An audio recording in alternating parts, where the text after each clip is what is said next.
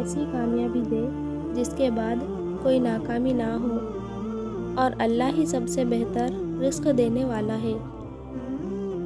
آج عمل ہے، حساب نہیں، کل حساب ہوگا، عمل نہیں۔ خبر میں موبائل نہیں، قرآن ساتھ دے گا۔ قرآن کو موبائل سے زیادہ وقت دیا کرو اور نیکی کرو، بے شک اللہ نیکی کرنے والوں سے محبت کرتا ہے۔ ان دلوں کو سکون دے مولا جن کے حال تیرے سوا کوئی نہیں جانتا۔ فرصت اگر ملے تو پڑھنا مجھے ضرور، میں نایاب الجھنوں کی مکمل کتاب ہوں۔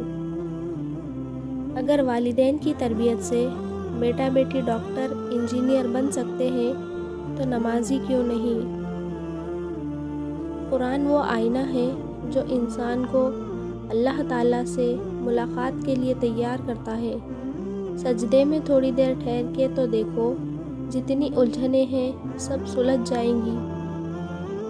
جہاں پانی گرتا ہے وہاں سبزہ اگتا ہے، جہاں آنسو گرتے ہیں وہاں رب کی رحمت اترتی ہے۔ عزت اور تعریف لوگوں سے نہیں مانگی جاتی، اللہ کی ذات دیتی ہے۔ دیکھنا کہیں زندگی آسان بناتے بناتے موت نہ مشکل ہو جائے۔